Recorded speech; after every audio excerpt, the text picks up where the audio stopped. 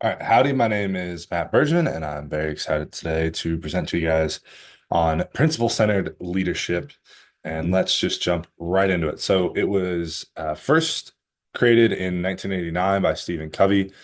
He wrote a great book called Principle-Centered Leadership, obviously on the topic. Covey's also written a couple other books, the most famous being The Seven Habits of Highly Successful People. He's a social theorist. He's a human development, someone who's interested in human development.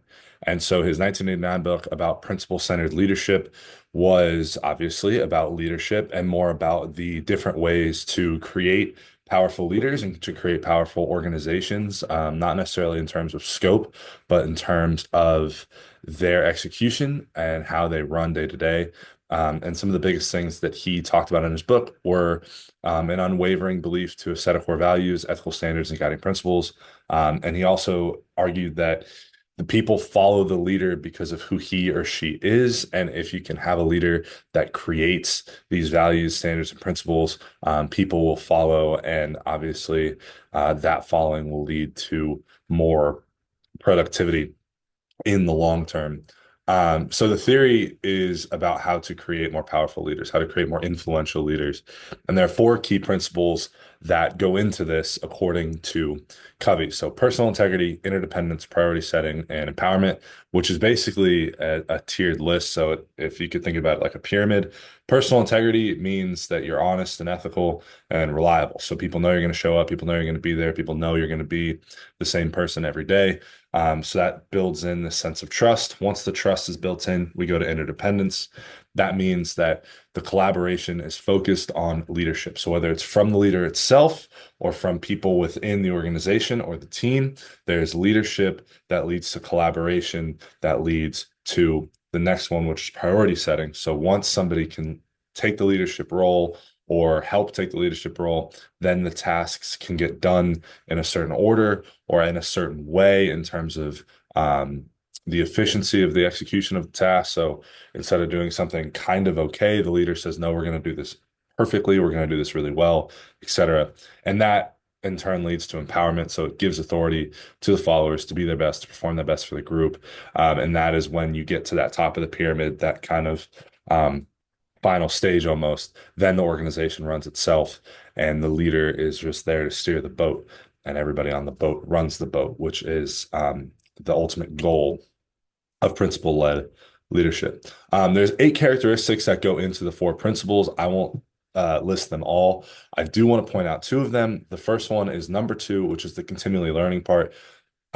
Leaders in this sort of sphere of the theory of principle-centered leadership always want to learn. They always are humble. They always want to find ways to be better for themselves, for their team, for their people. So there is not a lot of arrogance when it comes to, well, I know this, and so this is how it's done. They continually learn. They continually get the best people around them. They continually push themselves to be the best leader they can be.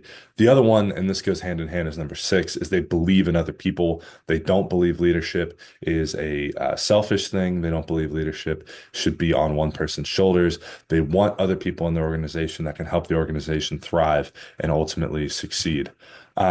Some great examples I've listed here. So Nick Saban and John Wooden are 2 of the best college coaches of all time in football and basketball, respectively. 17 titles between them speak for itself. But when you look at the combined net worth of their former players, when you look at the quality of life their former players have lived, it's clear that they did a great job, not only teaching them how to be great players, but great people. And then Warren Buffett and Phil Knight are both renowned for their kind of unorthodox style at the time of leadership in terms of how they got their respective companies to be as successful as they are. But obviously, with their net worths being what they are, they clearly have done a great job. And they clearly have been successful with their principles leading them into this wealth, not their wealth leading them into their respective principles. The principles come before the wealth, kind of a chicken and egg analogy here.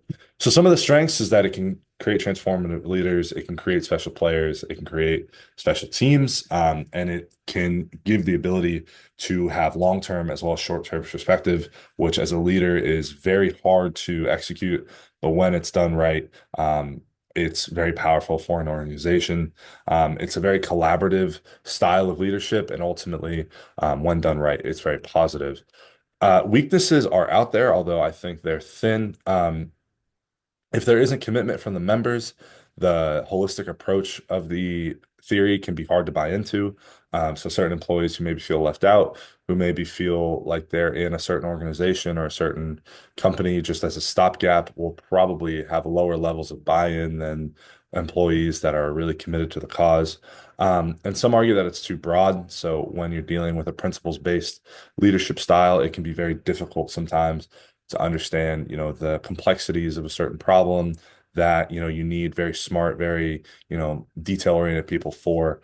But again, I think this can be snubbed out by believing in other people, like one of the characteristics that I mentioned before says. So, in conclusion, Covey's 1989 book kind of kicks off this principle-centered leadership, and when it's followed correctly, it leads to both professional and human development that's incredibly positive for both the people in the organization and the organization itself, excuse me.